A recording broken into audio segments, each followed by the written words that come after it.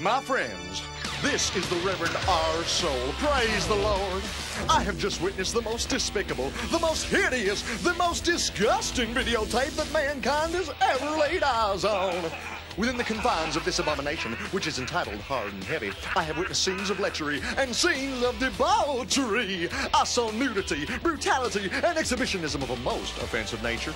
And wrapped around and throughout were the pounding, primitive rhythms of music.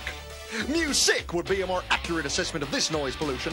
Good people everywhere, I call on you to stop this rubbish from being perpetrated on our young people with their still developing minds, spirits, and bodies. Let me hear an amen from you.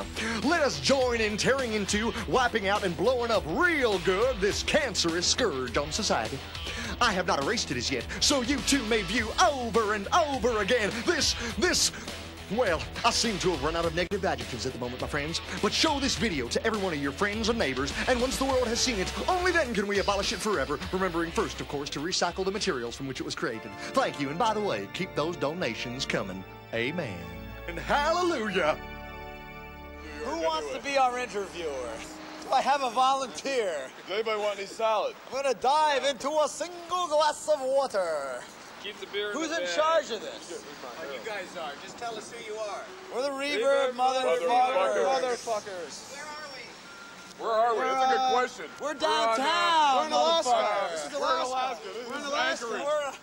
We're in the pipeline. We're at Valdez. And we just got back from cleaning up the oil spill. Hello, we're in downtown New York. Hello, LA. Come down. Talk to me. Come on down. Come on. Come on down. We'll make you eat that. Don't listen to this guy. This guy. And isn't that amazing, kids? You're sitting at home there and you're thinking, I'd give anything to be a rock star. That's what I've dreamt of. And now I'm working in this steel works, pressing out big molten lumps of metal. You do get bored on the road. It's a life. I think all donations should be sent to bored rock stars. Save the bored rock stars. All they've got to do all night is go around and play in front of thousands of people and do interviews. It breaks my heart, kids. I want you to know that. And I'm off. I've already arranged for like some steel works for particularly in Darlington, for Matthew, who's brought up in California by the beach. We're going to be dropping him off on our tour in Grimsby, I thought, and we've arranged a fishing job out in the North Sea through winter for Matt to show him just how boring rock and roll really is. And Ian's going to be working at a public library. That you actually own. That I own. And the fishing company I own as well. Just to show them that rock and roll really is a drag. And let's say hi to Lemmy, because we all love him. Can we get a shot of the furry thing up there? It's very nice. This is a furry thing. Look at this. Look at that. Don't you wish you had one just like it? This is the world's first pure mink It microphone. reminds me of my cat's First cock. interview I've ever done talking into a hamster. Reminds me of Cedric's cock, you know, he's a big cat. It's a gerbil. I've got a cat. He lives with a guy called Cedric. No, Cedric's my cat. He's got a knob that big. He says cat, you know, in the old rock and roll, the old jazz sense, hip cat, you know, like. No, as in pussycat. It's a yeah. belly dancer, actually. He's a retrieving cat. From Russia. He brings me presents like dead pigeons. Cedric Reptobolikov from Moscow, it is. Huge guy. Cedric Huge brings geezer. me a Bolikov. Cod piece. What was that other girl we met? Or was that? Desiree. Desiree, yeah. Desiree You can tell the kind of company we keep, you know? Desiree came in. Bambi and Desiree. She came in and, They're both Rhodes Scholars. yeah. This girl was a classic. She was all depressed. She came into the They bar. majored in mammary. She sat down next to Kevin, so I came over, you know, just to see what was going on. She was all depressed. She told the bartender that she wanted a picture of Kamikaze. She was all depressed. This thing is like a roach clip. Hey, can we have this? Well, anyway, she drank the whole thing while we sat there and got trashed. So we took her out to the station wagon and did a couple things she's never done before. She passed out. We left her on the sidewalk. We came back the next night, and she came in again. We said, hey, Desiree, how's it going? She didn't even remember us, right? And she sits down at the bar and tells the bartender she wanted a pitcher of Jack and Coke. And Kevin looked at her and says, wait a minute. I thought your drink was Kamikaze. Kamikazes. She goes, no. That makes my pussy hurt too much.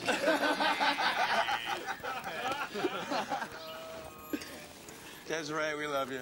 Bambi. Is that a good restaurant, isn't it? It's a great restaurant. Pretty good. It's like steak and Lobster. steak and But the lobster, they charge you, pretty much you have to like register your gold card before you can order lobster, because that's how much expensive it is. Take out a mortgage on it. I took a girl there once and she got her breasts out. And it's in the middle of the meal. Is that right? Yeah. You just eat them. She got her breasts out? Yeah, right in the middle of the restaurant, in the middle of the meal. What Sorry, occasion just a little is? aside there. I can't remember quite why. Did you marry her? No. I wanted to at the time. Oh. We're on stage, like, you saw that Hey, on not the my tape. salad. And then That's the eggs. basically, I was I'm kind of like, eating her. I want to give it that little extra something, so I started hitting myself in the head with a guitar. I have a concussion. I passed out on the stage.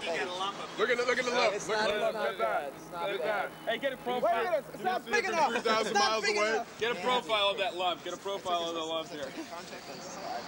What's on you? It's all right. No, it's there. It's there. Yeah, sorry, Roy. So are eggs Mother. always a part of your act?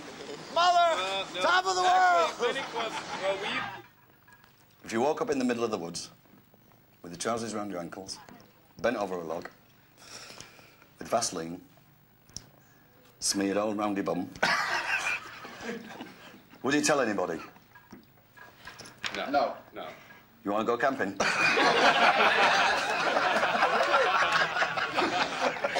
Okay, there's a guy, two guys walking down the street, and they see this dog licking his balls. And one guy looks at the other guy and says, you know, I wish I could do that. And the other guy says, you know, but you should pet him on the head first. And now for something you'll really like. You're not going to believe me, but I don't normally approach girls this way, and I think you're really special. We played in some city or other. I can't even remember what it was. It was definitely in America anyway. And we'd done the show and went back to the hotel, go up to the room, and sure enough, all these people are sitting in the corridor with all black cloaks and gowns on, and holding candles, black candles, and sort of chanting and humming stuff.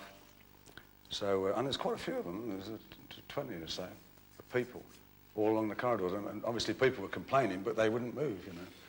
So by the time we got there, we see all these people in the corridor. I said, bloody hell, what's going on there? And they didn't say anything. They just what's going on? So we climbed over them and got into our rooms, because we all had the row of rooms along there, that they were outside. Went in and thought, we can't put up with this outside the doors. The security hasn't moved them from the hotel or nothing. So what are we going to do? So we phoned each other up and said, well, you know, let's all go outside together. So we did, and we said, we'll go outside and open the doors and blow the candles out, and we sang Happy Birthday to them, which, of course, didn't go down well at all. I mean, they wasn't at all amused, and it sort of, but they went. Check it out, check it out. I'm in a bar, right, and I'm like checking out this guy, right, you know, really good-looking guy, and I'm going, hey, man, I'd like to take this guy home, right? So I take this guy home, I meet this guy, I take this guy home, right, and I'm reaming him, right? I'm just reaming him, right? You know what this guy does? Takes his hand, reaches around and grabs my balls. What a fucking homo. What's the difference between a woman and a woman with PMT and a terrorist? I don't know. You can negotiate with a terrorist.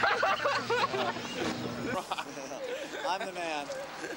My name is Roy Grosso, and I went to prep school. A Jesuit Catholic prep school. Yeah, scum rock's like fun. I'm telling you. It's fun rock. I'll tell you what it is. You want to know what it is?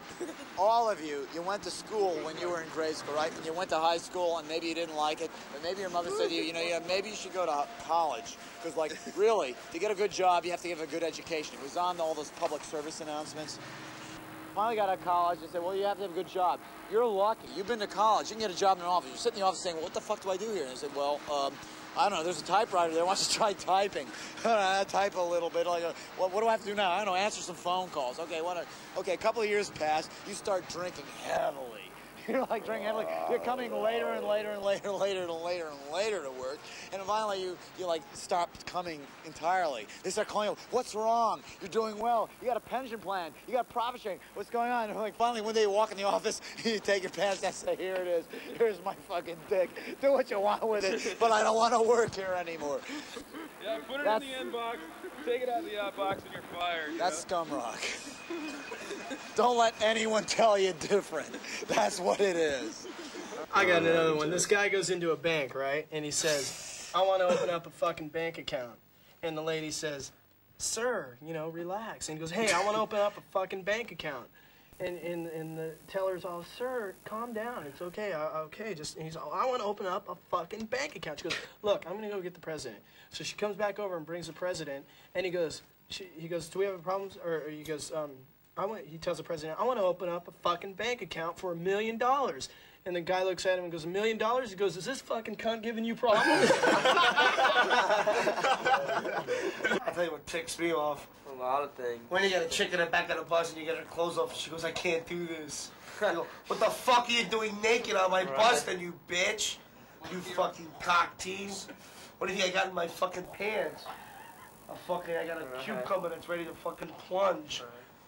And you get and they go, you blue ball. Yeah, they're like, I can't do this. Now you come on my bus, you smoke all my pot, drink all my beer, you take your clothes off and say, I can't do this. I'm glad you have morals that you at least stopped when you were naked. Definitely interesting moments back then. I got blown 8 times one night by different girls. That was like my record. Me and my friends who I used to hang out with back in the Pistols days, you know, like plumbers and that. I used to hang out with guys like that, kids I used to hang around with before the band, you know. I used to like hanging out with them guys and all these other people who just wanted to hang out with you because who you was, you know. And they all had a bet how much I could get me dick sucked in one night. And 8 times. It's puffing steam, the last one.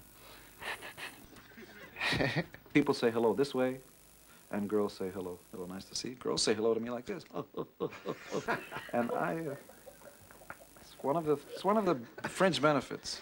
You know, Gene, you really... I didn't understand what it was. I thought it was like a deaf mute when the first girl... I really got to ask you to kind of like loosen up here. You're much too uptight for this interview, sorry. pal. Come on. I thought she was giving us something. I thought she was a deaf mute. I said, what? PC Pete. That wasn't funny. Oh, it's not witty. This guy it's on hits of horrible. acid tried to like murder us while we were like staying in He didn't try to Albany. murder us. He tried to stick his head under my sleeping bag and Like, I'm gonna eat the acid and I'm gonna drink this entire case of beer before I leave and keep you up all night, even though you just played. Yeah, you're lucky you have a place to stay. You're lucky you have a roof over your head. You've only been here for 40 minutes. You think you own the town? This guy was an asshole. Meanwhile, we're like in these sleeping bags, pretending to be asleep, like shitting in our pants, like, oh my god, oh my god. I once killed a guy. I put glass in his eyeballs. Yeah, I put brown glass under his eyelids, and then I smushed him around. We're like, Some guy who let you stay in his place? no, it was a came nice in- guy who let us stay at his place, and some asshole who showed up to drink the other guy's beer. Not And then the cool. other guy passed out because he was too drunk, so he couldn't do anything about it. So we were like alone with this fucking And crazy the guy who dude. owned the house, his son was there, who had just gotten out of jail. Everybody just gotten out of jail. It was like, except us.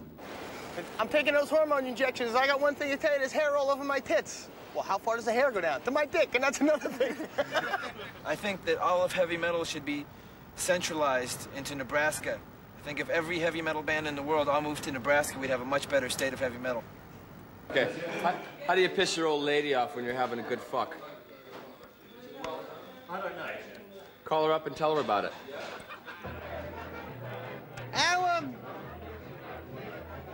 How disgusting can this joke be? Hard and heavy, totally uncensored. What do you think of a really filthy one? Oh yeah, there's a fella, he goes in this bloke bartender and guy goes up to the bartender, he goes, bartender, he goes, I'd like a drink please, I'd like a rum, a gin, a cider, a beer, and a dose of tomato ketchup please, make them all doubles and stick them all in the same glass and plenty of ice. And the bartender goes, that's disgusting. What are you drinking that for? He goes, well, he said, I've just had my first blowjob. The guy goes, that's he said, that's foul. He said, when I had my first blowjob, I celebrated with champagne. He goes, oh, yeah? Well, look, he says, put that lot together and I'll drink that and see if that gets rid of the taste. And if that doesn't work, I'll try champagne. You know, I've been working lately as a freelancer at the venerable New York ad agency, Ogilvy and Mather. At the time this video was filmed. Right. Back in the dear dead past. A couple of people from there came to see us tonight, and I saw them during my set. Every once in a while, I'd come up with like this, and I'd look up. They're in the back, like pressed against the back wall. They left before I could leave. Their eyes look like ping pong balls. Well, suffice to say, how did she say, bug that like a Volkswagen? I'm out of the ad game. Are you serious? Okay. This... I can't tell this joke. You sure? All right. This fag goes into a park, right? And he sees this wino laying there on the grass, right? So he goes up and he kicks him, and the guy doesn't move. So he gives him a kiss, and the guy doesn't move. So he pulls his pants down, he butt fucks him, right? Leaves him $5. The guy wakes up and he goes to the liquor store and he buys a half gallon of cheap wine. So he goes back and he passes out in the park. And the fag comes back the next day with his boyfriend, right? And kicks him again. The guy doesn't move. Kisses him again. The guy doesn't move. So they both butt fuck him, right? And they leave him $10, right? And the fag goes home and he's an entrepreneur kind of guy. He thinks, man, I'm gonna make myself rich. So he calls up all his boyfriends, right? So they all go to the park. 10 of these guys, right? They pull a train on him and butt fuck the hell out of him, right? Leave him $50. And he goes to the liquor store and he goes to the guy behind the counter and he goes, yeah, I want a bottle of cognac. And the guy goes, what happened to the cheap wine? He goes, oh, that shit makes my ass hurt. Anyways. No joke. What's the difference between a nun and a bowling ball? You can only get 3 fingers in a bowling ball. We met this girl at the Rainbow. What was her name? Trixie? Bambi or Bambi. something. She was wild, man. She grabbed Kevin and I, took us outside. I guess for some weird reason she liked it in the ear. I don't know why. Every time we went to stick it in her mouth, she kept turning her head to the side. Guy and his girlfriend sitting at the bar. She's there, stroking a bottle, like this. He looks up, he says, what are you thinking about? She says, oh, I'm just thinking about my old boyfriend. He says, fuck off, what did you think about me? She goes, I do now and again. The Lone Ranger, he gets caught, right? The Indians, they're gonna kill him, right? He says, okay, we're gonna kill you, Lone Ranger. You got one request. It's okay. So he ties him up, and then he says, I want to say something to my horse. So the horse runs over like that, and looks at the horse, and he says, the horse runs away, and he comes back about 2 days later, and the Indians chase him, and he's got a big wagon full of naked women. So all the Indians run off, and they chase the Indians. The Indians get the girls. They have sex in about 4 days. They come back. That was a pretty good joke, Lone Ranger. You know, we got to kill you now. Sorry. You know, he goes, well, I want to say one more thing to my horse. And he says, okay. So he comes. He says, I said, get the posse. This is doing my generation. So it's like, see ya. You know, I don't think I want to play today, man. You know, all the best like musicians in the world just looking at him and. Yeah, I'm gonna go up there and like fuck up honky-tonk women, okay? So, I don't know. So I just got shit-faced and depressed and, you know. Can be as raunchy as you No, I assume that. Guy goes to the doctor. He says, Doc, my wife, I don't know what's wrong with her. You know, she's, you know, something's definitely wrong with her. She's really sick. She doesn't want to do anything. I'm trying to have some sex with her, and it's no way. He said, could I bring her in for some tests? He said, okay, bring her in. So he brings her in, runs through all these tests and stuff, and gets done. He says, all right, Doc, you know, what's wrong with her? He says, well, I can't tell you. It's going to take a couple weeks for all the results come back from all these lab tests. I said, well, he said, God, I got to know. I got to find out, you know, something's definitely wrong with her. He says, well, no, he's going to have to wait. He said, come on, what, you know, is there any, you know, some of the symptoms of whatever she has? Is there any way you can just give me a rough idea? He said, well, she's got either one of two things. I said, well, what is it? He said, well, she's either got AIDS or she's got emphysema. I said, AIDS or emphysema, there's a little difference between those two. He said, come on, Doc, how can I, tell me, how can I find out what's wrong with her? He says, well, this is not really medical, but she's got either AIDS or emphysema. Okay, take your wife home, have her run around the block. If she makes it, don't fuck her. Well, I just want to tell you something, folks. We love Los Angeles. Yeah, we love you. We love you from behind. We love you from in front. You understand what I'm telling you? We love Japan. We love Tokyo. Oh, we love Tokyo.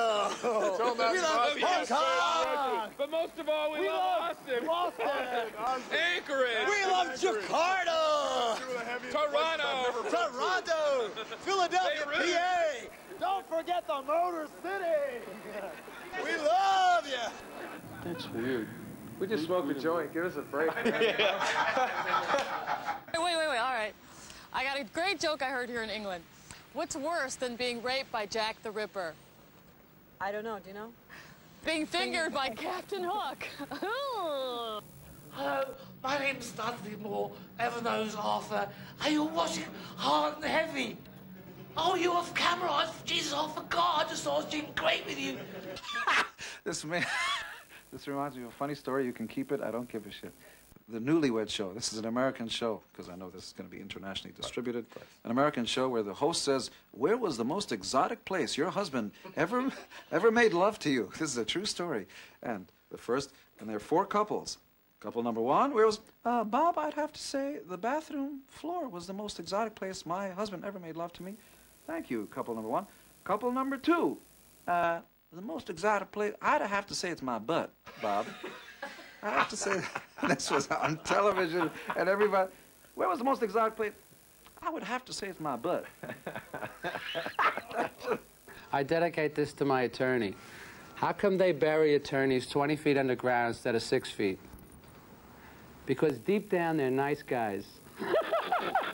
Someone actually threw up when I told this joke. His name was Mark Freeland, and I'd like to say hello to him now and apologize to him. So grab a paper bag. So grab a paper bag and sit down and enjoy. Anyway, this guy goes into a bar, and he is down on his luck. He says to the bartender, he goes, "Hey, you know, you got to give me a free drink. You know, front me a drink and just, I'll get it and get out." He goes, "Hey, no way, man. You owe us money. You owe everybody in the place money. You're out of work. No way. You're not going to get into this free drink stuff. Get the fuck out of here." So he goes, "Come on, just give me a free drink here now. I'll just be on my way." "Hey, no way, no way." He goes, "Hey, if you don't give me a free drink, I'm going to go over to that spittoon over there. I'm going to start drinking out of that." And the bartender goes, "I don't care what you do. You can drink out of the spittoon. Why didn't I give you a free drink?" So sure enough, he goes over and grabs the spittoon and starts going and drinking out of the spittoon, and the bartender's going, "Ah, come on, man, you're making me sick. Put it down." All of a sudden, people get up and they start leaving. They're walking out, leaving their tabs, running out of the place, all getting sick and everything. So he's still chugging at the spittoon. So the bartender says, "Hey, okay, here's your free drink. I'll give it to you. No problem. Just put the spittoon down." He's still chugging. And he goes, "Come on, here's another free drink. Here, put the damn thing down. It's making me sick. People are leaving." He's still chugging on the spittoon. So finally, here's 3 free drinks. Put the damn thing down. So sure enough, finally, he puts the spittoon down. Walks over to the bar. He goes, does his 3 drinks. The bartender says, "Hey, man, I just got to ask you one thing. Why didn't you put the spittoon down when I first told you?" Because I couldn't. It was a long strand. What do you think of that? Please, you know, we're going to have a movie. It's coming out. Italian filmmaker's been working on it. It's His a name is soundtrack to this Fernando movie. Michelangelo. And we've been having a lot of problems with the movie, but A lot we of understand. story conferences, not too much filming. Yeah, it's very tough. There seem to be some financial problems, and there are guys with guns. But we understand Every once in a while, we have a story conference, and the guy shows They're up all like... speaking Italian. I think we should preface this. Part A, they're speaking Italian. And like, we have a phonetic guide. We have like a little brown book that says like "Donde está la sala," and the guy basically says, and he's basically He keeps shoving papers in front of us, and we keep signing them. And he really loves Phil Spector. He keeps playing "Be My Baby, Be My Baby," and saying "One Take Ronnie, One Take Ronnie." Needless to say, he's got like a really You should fucking see. We big got some gun. underwater footage from this with you know, aqua lungs and stuff. You wouldn't believe. One morning I came home. Actually, I spent the night with my parents, my family, and I came home and I noticed that one of the windows was off the hinges. And Chris had been here all night long, and I thought, well, somebody's broken into my house. I was really upset. I told Chris, I said, "You were here. What the hell happened? Why the hell is this window off the hinge?" He says, "Well, I don't know why the window's off the hinge." So I thought, well, somebody's definitely broken into the house. So I was hysterical. I went to the neighbors. I said, "Did you see anybody breaking into our house? Next door, this way, that way, across the street." I got the whole neighborhood in an uproar. Then finally I said, I'm going to go down to the sporting goods shop and I'm going to buy myself a 12 gauge because I don't trust anybody in this area or any area, as a matter of fact. I went to the pet shop. I bought 2 Rottweilers, right? It cost me $1,000 each. So anyway, later on that night, we're sitting around watching TV. There was a knock at the front door, and it was one of Chris's friends. He comes in and he says, "Oh, hey, Chris, you left your wallet in my car last night."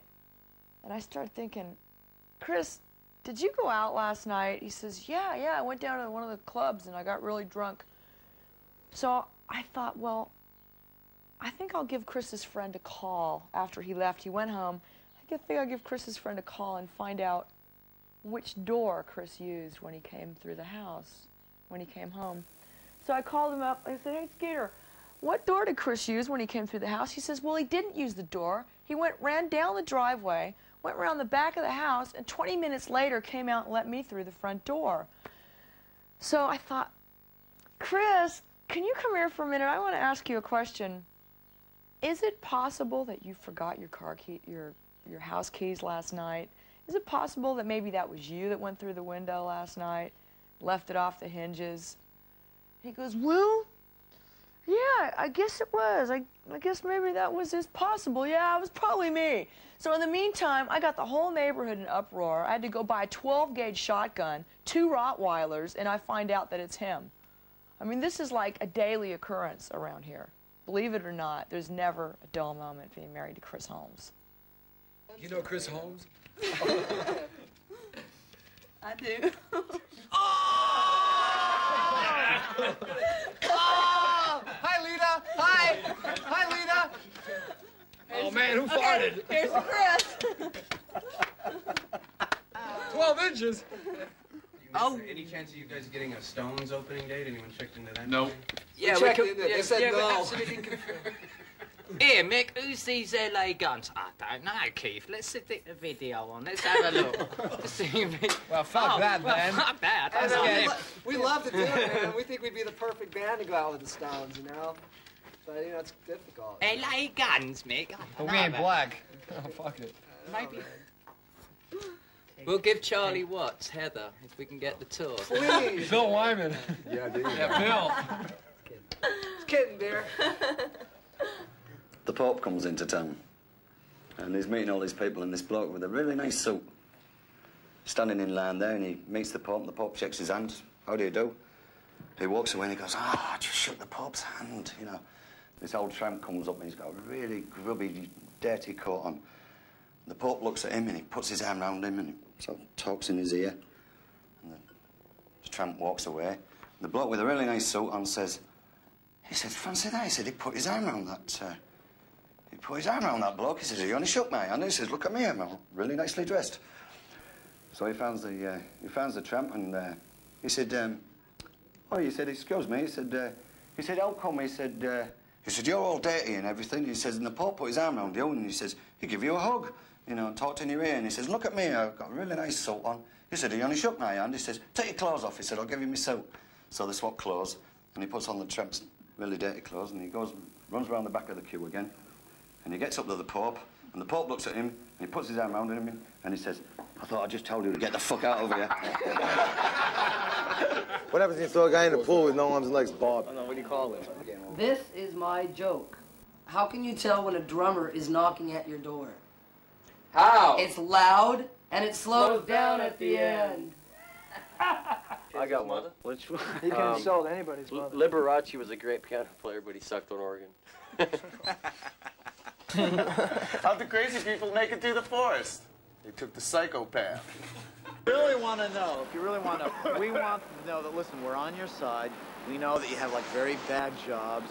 We know that, like, you know, when you get home at 11 When you get home from running a copy machine for 23 hours. Right, when you're sitting at home in the middle of the night, and, like, you're watching Johnny Carson, you're going, there must be something better than this.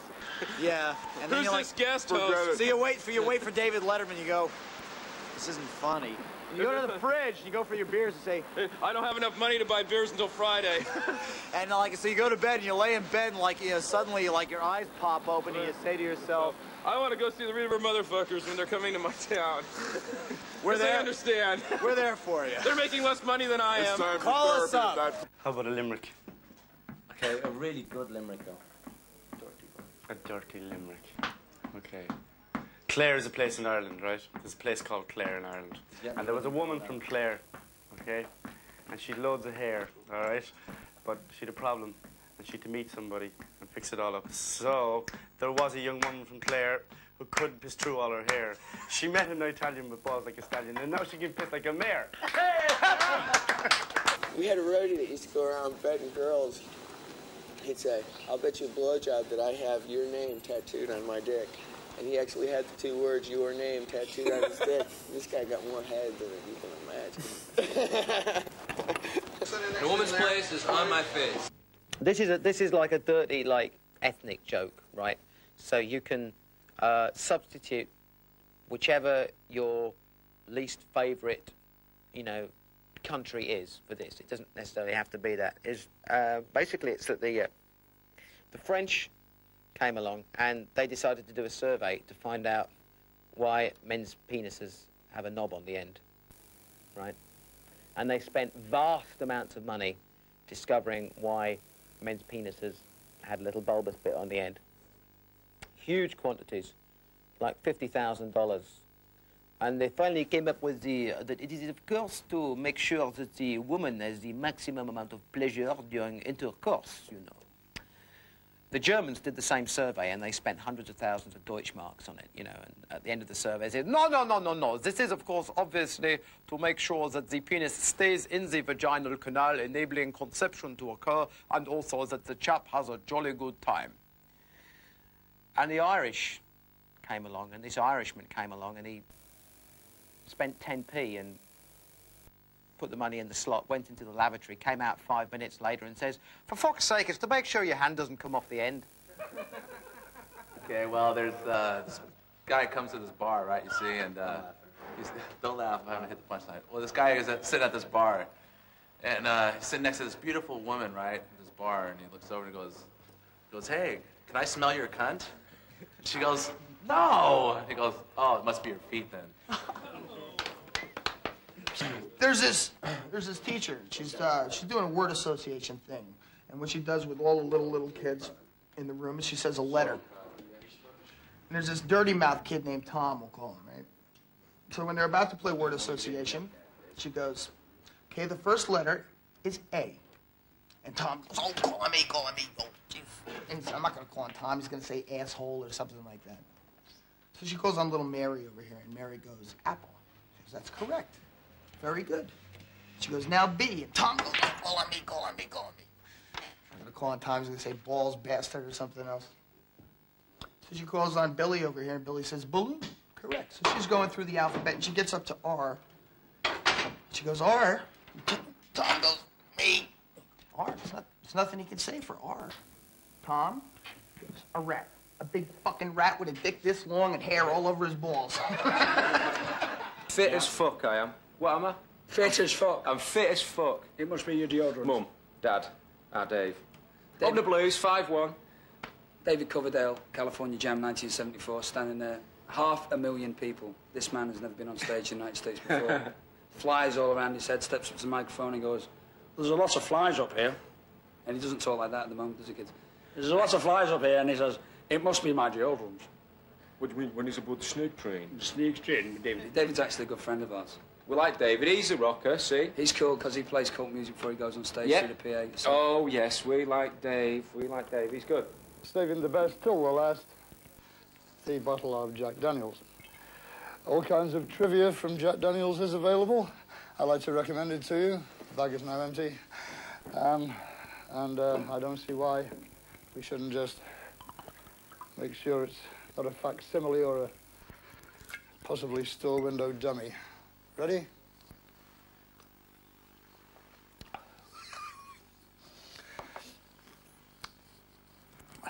Remember, only the best will do. Thank you and good night from the Wheel Tappers and Chunters Club, and I hope all your legs go funny early in the morning.